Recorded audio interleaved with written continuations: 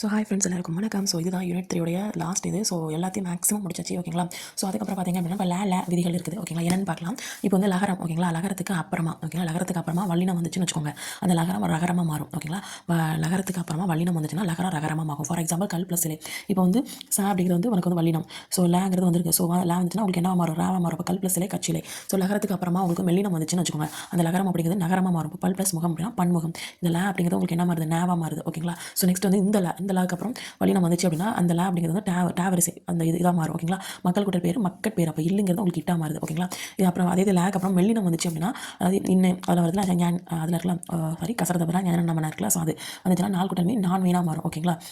So next வந்து பார்த்திங்க அப்படின்னா வருமொழி. இப்போ நிலைமொழி வருமொழி இருக்கலாம். ஸோ வருமொழி வந்து தகரமாக இருந்துச்சு அப்படின்னா இந்த இடத்துல சொல் ப்ளஸ் துணை சொற்றுணை தகரமாக இருந்துச்சு அப்படின்னா அதுக்கு முன்னாடி லகரம் இருந்துச்சுன்னா இந்த லகரம் வந்து ரகரமாக மாறும். அப்போ சொற்றுணை அப்படின்னு சொல்லி மாறும். வருமொழிக்கு அப்புறம் வருமொழி வந்து நகரமாக இருந்துச்சு அப்படின்னா இப்போ வந்து ஃபார் எக்ஸாம்பிள் நகரம் இந்த இடத்துல நூல் நகரமாக இருந்துச்சு அப்படின்னா அதுக்கு முன்னாடி வந்து உங்களுக்கு லகரம் இருந்துச்சுன்னா இந்த இது வந்து உங்களுக்கு எப்படி மாறும் அப்படின்னா இந்த நூவாக மாறாது, லகரம் வந்து நகரமாக மாறும். இப்போ வந்து இல்லு அப்படிங்கிறது வந்து இன்னும் அப்படின்னு சொல்லி மாறும் ஓகேங்களா. ஸோ நெக்ஸ்ட் வந்து பார்த்தீங்கன்னா தனிக்குள் அடுத்து ல த இதெல்லாம் வரும்போது ஆயுதமாக மாறும். அல் ப்ளஸ் தினை அக்ரணியாக மாறும். பல் ப்ளஸ் தொழி பக்ருலியாக மாறும். இப்போ இயக்குனர் தான் கரெக்ட், ஓட்டுநர் தான் கரெக்ட், இந்த நான் தான் கரெக்ட். அதுமாதிரி உறுப்பினர் எழுதும்போது இந்த நான் தான் கரெக்ட் ஓகேங்களா. ஸோ நெக்ஸ்ட் வந்து லாஸ்ட் பார்த்தீங்கன்னா பண்பு தொகை வினைத்தொகை வரும்போது என்ன பண்ணணும் அப்படின்னா ஏதாவது பண்பு தொகையோ வினைத்தொகையோ வருதுன்னு வச்சுக்கோங்க, அதை வந்து நம்ம என்ன பண்ணணும் அப்படின்னா அது ஒவ்வொன்றும் என்ன சொல்லுது ஒரு சொல்லு அப்படின்னு சொல்லுவாங்க. அதை வந்து நீங்கள் தனித்தனியாக பிரிக்கக்கூடாது. இப்போ ஃபார் எக்ஸாம்பிள் செங்கு போட்டு கடல் அப்படின்னு தனியாக போட்டு கேப் போடக்கூடாது ஓகேங்களா.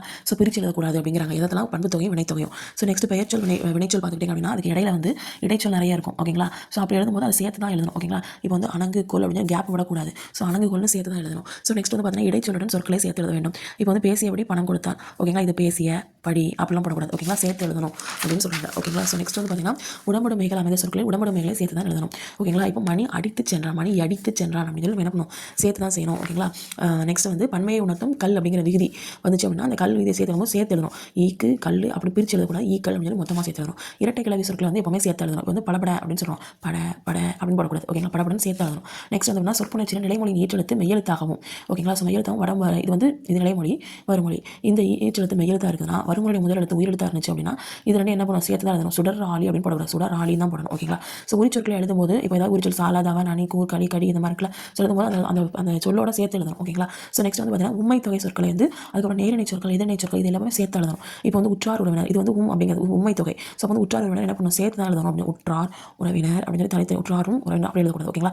சீரும் சிறப்பும் ஓகேங்களா, இது வந்து சீர் சிறப்பு இது வந்து ரெண்டுமே நேரனை சொல், அப்போ சேர்ந்து தான் எழுதணும் அப்படின்னு சொல்கிறாங்க ஓகேங்களா. ஸோ இதுதான் என்னன்னா சேர்த்து அது எப்படிலாம் எந்த இடத்துக்குலாம் ஜாயின் பண்ணி எழுதணும் ஜாயின் பண்ணி எழுதக்கூடாது அப்படிங்கிறதும் அப்புறம் வந்து லகரத்துக்கான விதிகளும் பற்றி பார்த்துட்டோம் ஓகேங்களா. ஸோ யூனிட் 3 வந்து இதோட வந்து உங்களுக்கு ஃபினிஷ் ஆயிடுச்சு.